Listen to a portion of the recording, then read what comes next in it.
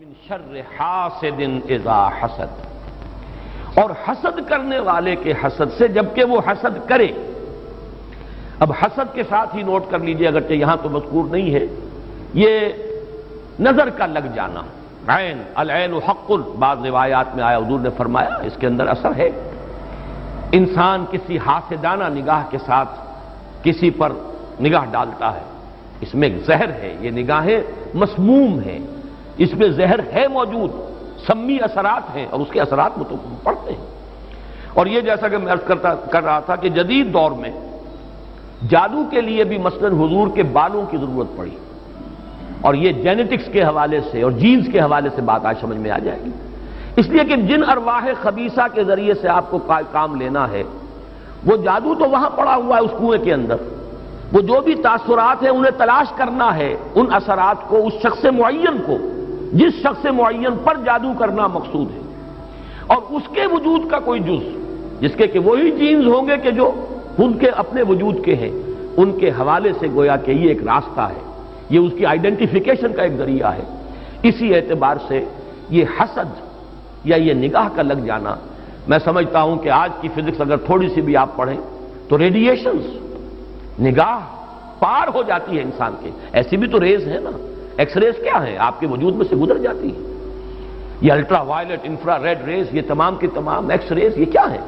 وجود کو چیر کر گزرتی ہے، تبھی تو اس فلم کے اوپر اثر پڑتا ہے جو فلم کے پیچھے لگی ہوئی اور آپ سامنے کھڑے ہوئے ہیں، آپ کی ہڈیاں علیحدہ نظر آ رہی ہیں اور گوشت جو ہے وہ علیحدہ نظر آ رہا ہے، یہ تمام چیزیں آج سمجھ میں آتی ہیں۔ اور وہ فوٹونز جن کا میں نے ابھی عرض کیا، 1 ملین 5 دفعہ کہیے، 30 صفریں لگائیے ایک پر، تو 1 ملی میٹر کا اتناواں حصہ جو ہے وہ ایک فوٹون ہے، یہ تو وجود کے اندر سرایت کر کے کہیں سے کہیں نکل جانے والی چیزیں۔ ان ریڈیشنز کے حوالے سے ایٹمک ایکسپلوژن جو ہے اس کی ریڈیشن ہے، جو آپ کو معلوم ہے کہ جو ذرا سے حادثے ہو رہے ہیں، چرنوبل میں ہوا ہے، کہیں ہو گیا تھا بھوپال میں، اور اس کی پھر ریڈیشنز کے کیا کیا اثرات ہوئے، وہ شے نظر تو نہیں آتی، غیر مرئی چیزیں۔ آج کی دنیا میں جب آپ ESP کو مان رہے ہیں، ایکسٹرا سینسری پرسیپشن، نہ آپ کے کانوں کے ذریعے سے آپ کو پرسیپشن حاصل ہوئی ہے، نہ آنکھوں کے ذریعے سے، آپ کے سینس آرگنز انوالوڈ ہی نہیں ہے، but you are having perception, extrasensory perception. اسی طریقے سے ٹیلی پیتھی ہو رہی ہے، ایک بات آپ اپنے دل کے اندر، اپنے ذہن کے اندر جماتے ہیں، مرتکز کرتے ہیں، اور جس شخص کے ساتھ آپ چاہتے ہیں رابطہ، اس تک اس بات کو منتقل کر دیتے ہیں، یہ سب کچھ کیا ہے؟ تو من شر حاسد کے ساتھ اب آخری بات عرض کر رہا ہوں، اذا حسد کیوں ایڈ کیا ہے، اس پر بحثیں ہوئی ہیں۔ ایک تو میں سمجھتا ہوں کہ اس میں ردیف اور قافیے یا جس کو فواصل کہتے ہیں اس کی بھی رعایت ہے، من شر حاسد اذا حسد، اور عقد کے ساتھ اس کو جوڑا گیا ہے، ومن شر النفاثات فی العقد ومن شر حاسد اذا حسد۔ لیکن محض ردیف یا قافیہ یا فواصل کی رعایت سے قرآن میں کچھ نہیں ہے،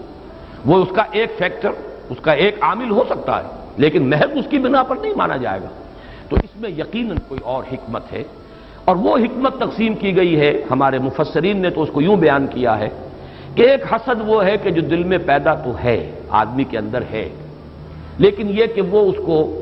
یعنی اس کو باقاعدہ کوئی ایک ہمت کے ساتھ اور اپنے ایک عزم کے ساتھ، ارادے کے ساتھ بروئے کار نہیں لا رہا، تو اس حسد کے اثرات نہیں ہوں گے، اس سے پناہ ماننے کی ضرورت نہیں ہے۔ میں اس کو اس انداز میں تو میرا ذہن سے قبول نہیں کرتا، اس لیے کہ حسد اگر پوٹینشلی ہے اندر تو اس کے اثرات ہوں گے، وہ ریڈیشن تو ہوگی، چاہے اس کا ارادہ ہو چاہے نہ ہو، وہ کیفیات جو ہے وہ اس کے سانس سے، اس کی آنکھ سے، اس کے وجود سے، وہ اندر اگر زہر گھل گیا ہے تو اس کے وجود سے نکلنے والی ساری شعاعیں جو ہیں ان کے اندر وہ اثر موجود ہوگا، وہ مسموم ہوں گی، زہر ان میں ملا ہوا ہوگا، اس کے اثرات ہوں گے۔ البتہ یہ کہ اس کے 2 درجے ہم قائم کر سکتے ہیں، اور وہ یہ کہ ایک ہے غیر شعوری حسد، ابھی آپ کو اندازہ نہیں، اندر ہی اندر کھچڑی پک رہی ہے، وہ اور بات ہے، لیکن جب یہ اس درجے کو پہنچ جائے کہ شعور کی سطح پر آ جائے، آپ کسی کی برائی چاہنے لگیں بالفعل، آپ چاہیں کہ اس کے اندر اگر یہ فضیلت کی بات ہے تو یہ سلب ہو جائے، اس کو پاس اگر یہ نعمت ہے تو یہ نعمت اس سے چھن جائے، مجھے مل جائے، یہی ہے اصل میں جس کو غبطہ اور حسد کا فرق کہا جاتا ہے۔ اور ایک جگہ پر حضور نے ایک حدیث میں لفظ حسد استعمال کیا ہے، لیکن مراد اس سے غبطہ ہے، لا حسد الا فی اثنین، کوئی حسد نہیں کیا جانا چاہیے سوائے 2 اشخاص سے، ایک وہ جسے اللہ نے علم دیا ہے اور وہ علم پھیلا رہا ہے، تو اس سے بھی اگر حسد پیدا ہو جائے تو کوئی بری بات نہیں، کوئی اچھی بات ہی ہے۔ اور ایک یہ کہ کسی کو اگر دولت دی ہے اور وہ دولت پھیلا رہا ہے اور عام کر رہا ہے، لوگوں کو اس کے خلق کے لیے خرچ کر رہا ہے، تو اس سے بھی حسد۔ لیکن یہاں حسد غبطہ کے معنی میں، غبطہ یہ ہے کہ کسی میں کوئی خیر آپ کو نظر آئے تو آپ اللہ سے دعا کریں پروردگار مجھے بھی یہ خیر عطا کر دے، یہ غبطہ ہے۔ اور حسد یہ ہے کہ اس سے یہ شے چھن جائے، یہ ہے در حقیقت کہ جو بری شے ہے کہ کسی نعمت کا کسی دوسرے شخص سے سلب ہو جانا، اس کی خواہش جب پیدا ہو جائے اور جب یہ شعوری سطح پر آ جائے، یعنی ایک ہے اس کا ایک وہ جو جس سے کہ ابھی اتنی اس کی انٹینسٹی نہیں ہے کہ اس سے وہ ریڈیشن ہو، اس کی انٹینسٹی اس وقت ہوگی جب کہ وہ شعور کی سطح پر آ گئی اور انسان جو ہے جل رہا ہے حسد کی آگ میں اور چاہتا ہے کہ یہ نعمت اس سے سلب ہو جائے، یہ فضیلت جو ہے اس سے چھن جائے، تو یہ شے وہ ہے یقیناً کہ اس کے اثرات، اس کو میں اس وقت جدید فزکس کی اصطلاح میں ریڈیشن کے ذریعے سے اس میں لفظ واضح کر رہا ہوں، اس کے اثرات ممتد ہوتے ہیں اور اس کے شر سے بھی پناہ مانگنے کی یہاں ہمیں تلقین کی گئی۔ تلقین محمد الرسول اللہ صلی اللہ علیہ وسلم کو ہوئی اور آپ کی وساطت سے ہم سب کو ہو رہی ہے۔ قل اعوذ برب الفلق من شر ما خلق ومن شر غاسق اذا وقب ومن شر النفاثات في العقد ومن شر حاسد اذا حسد۔